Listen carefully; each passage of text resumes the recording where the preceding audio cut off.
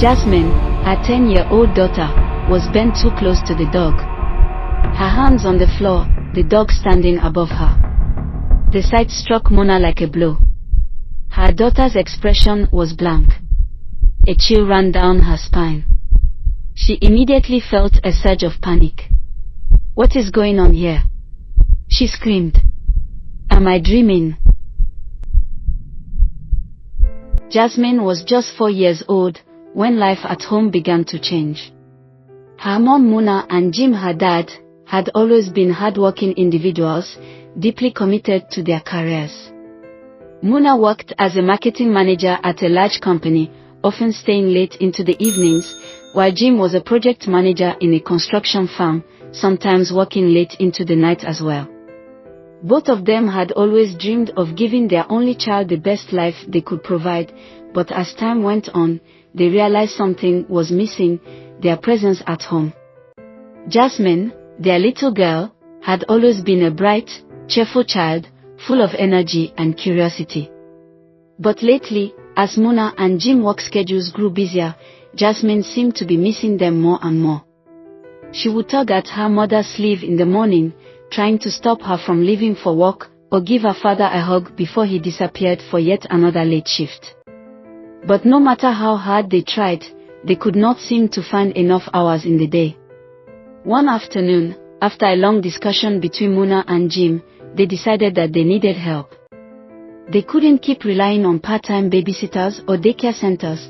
They needed someone who could be with Jasmine, someone she could rely on, someone who would be there when they want. That was when Jim's younger brother, Kilo, came into the picture. Kilo had just graduated from the university and had been staying with a friend. He had no plans, no commitments yet, still looking for a job, and so Jim and Mona saw this as an opportunity. They invited Kilo to move in with them, offering him a place to stay for the meantime in exchange for taking care of Jasmine while they were at work. It seemed like a practical solution at the time, a family member who could be trusted and someone who would help fill the gap in their busy lives. Kilo moved in with them. It was not long before little Jasmine was happy again. There was someone now she could play with and laugh with. Even though Uncle Kilo was far younger than her dad, Jasmine started to see him as her new dad. 2 years passed and then the bond had grew between them, but this time for Uncle Kilo, it started to become an obsession. Jim and Mona were happy that their daughter Jasmine was no longer clingy when they left for work, and she didn't feel alone anymore. As months turned into years, Kilo's obsession with Jasmine became more apparent. He insists on taking her to the park every afternoon, his eyes never leaving her as she swings higher and higher. "Watch me, Uncle Kilo," she laughs, her pigtails bouncing with each pump of her legs. "I'm flying." Kilo smiles, but there's a tightness around his eyes that wasn't there before. Jim and Mona was really happy they could keep up with work and still come back home to meet their daughter happy. Jim sat back in his chair one night, rubbing his chin thoughtfully. The soft hum of the house was the only sound as he stared at Mona.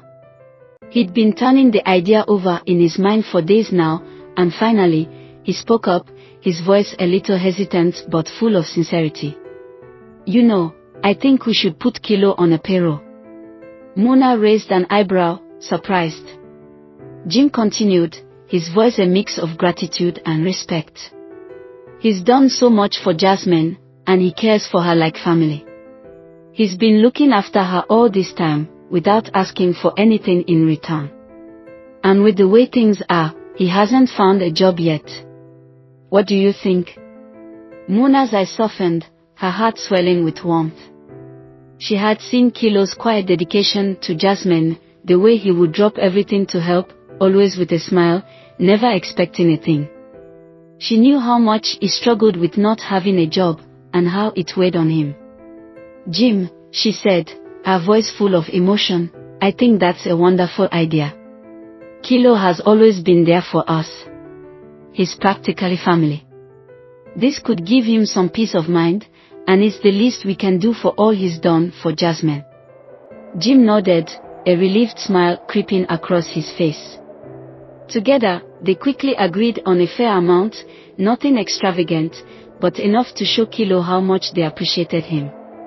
It wasn't just about the money, though, it was a way to honor his care and dedication. Early the next morning, as they were about to leave for work, he went to Kilo's room to knock. "Good morning, sir," Kilo said. "Hey, Kilo, good morning," Jim began, trying to sound casual but feeling the excitement bubbling beneath the surface. "We've been talking, and we want to do something for you." There was a pause. "We've decided to put you on a payroll," Jim said, his words tumbling out faster than he meant. "You've been such a huge help with Jasmine, and we really appreciate everything you've done. We want to make sure you're taken care of, especially with the job situation. We've agreed on a fair amount. What do you think?" For a moment, there was complete silence. And then, like a burst of sunlight breaking through the clouds, Kilo's voice cracked with emotion. "Are you serious?" he exclaimed, his voice rising with disbelief. "Oh my God. I don't know what to say. This means so much to me. You guys are amazing." The joy in Kilo's voice made Jim's heart swell with happiness. He could practically feel the relief and gratitude pouring through the phone. It was more than just the financial support, it was the recognition of Kilo's value as part of their family. "Of course we are serious," Jim replied, his own voice thick with emotion. "You've always been there for us, Kilo. It's the least we can do." Muna, standing nearby, could hear the conversation and felt tears prick at the corners of her eyes. She knew how much this would mean to Kilo, and how it would lift his spirits in a way nothing else could. And then they both left for work. The next few months was really exciting for Uncle Kilo and Jasmine, because now he could buy Jasmine gifts. Jim had been on a contract outside their state and came back home twice a month. But Muna came late at night. But then one afternoon when Jasmine was 8 years old, Uncle Kilo came into her room and said to her, "I want to teach you how to be a woman, and this is going to be our little secret, and as long as you don't tell mommy and daddy, I will keep buying you gifts." Jasmine was excited because she loved everything about Uncle Kilo and did not want him to be mad at her. "Yes, Uncle, what do you want me to do?" replied Jasmine. And then it began. "I want you to open your legs, and I will show you something," and then Kilo started to touch her inappropriately. "Uncle, please stop, it's painful." "It's paining me," Kilo would stop and would continue another day, and then it got worse until Jasmine was no longer feeling the pains but pleasure. Then Muna started to notice the closeness between her daughter and Kilo. Yes, they were close before, but now something a bit more. As a mother she sensed it, but could not place her fingers on what was going on. The quiet of the room felt heavier than usual as Muna looked at Jim, a concerned frown creasing her forehead. After a long pause, she finally spoke, her voice soft but filled with uncertainty. "Honey," she began, glancing toward their daughter's room, "I think something's wrong with Jasmine." Jim's attention snapped to her, his brow furrowing.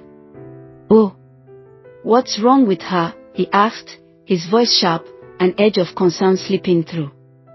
Muna hesitated, then said, "I don't know, but the closeness between Jasmine and Uncle Kilo, it feels like it's becoming too much."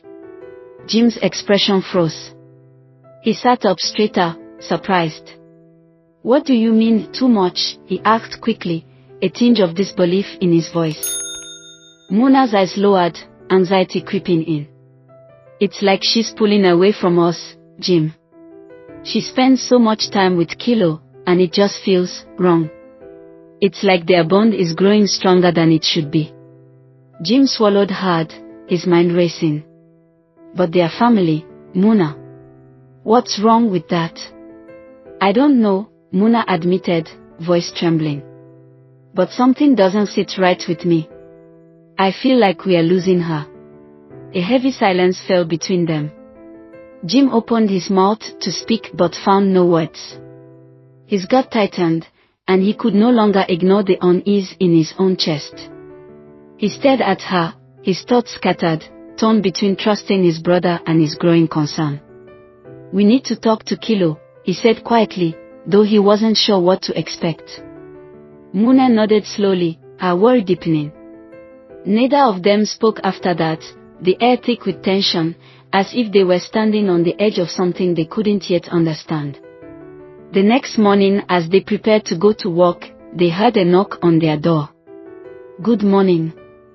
Kilo's voice was bright, almost too bright, like someone who had just had the weight of the world lifted off their shoulders. He walked in without waiting for a greeting, his excitement so palpable that it seemed to fill the entire room. "I've got some great news to share." Jim and Muna exchanged a glance, both of them still unsure how to approach the situation. But before either could say a word, Kilo continued, his words stumbling out in a rush. "I just got a job," he exclaimed, his eyes wide with disbelief and joy. "The company called me this morning. They said I can start in 2 weeks." His smile stretched even wider as he waited for their reaction. The words hung in the air for a long moment. Muna felt her heart skip a beat, a sudden surge of relief washing over her, but it was quickly tangled with a knot of mixed emotions. Part of her was thrilled for Kilo, but another part, the part that had been so uncertain the night before, felt a sharp pang of something she couldn't quite name. But they were happy for him. Jasmine was 10 years old when Uncle Kilo got a job in another city, and it was a big deal for him, but not so to Jasmine. She cried so much, because she would miss Uncle Kilo. But Kilo consoled her, tricking her to believe he would be coming weekly to visit. Months went by, and Muna decided to take a month off from work to spend some quality time with her daughter, especially since her husband was out of town. And that was when it happened. Muna's heart pounded in her chest as she entered her living room, expecting a peaceful afternoon. Her daughter, Jasmine, was usually playing outside either with the dog or with her toys, but today, the house felt unusually quiet. Muna's eyes scanned the room, her gaze landing on the dog, lying near the back door. That was when she saw it. Jasmine, her 10-year-old daughter, was bent over too close to the dog, her hands on the floor, the dog standing above her. The sight struck Muna like a blow. Her daughter's expression was blank. A chill ran down her spine. She immediately felt a surge of panic. "What is going on here?" she screamed. "Am I dreaming?"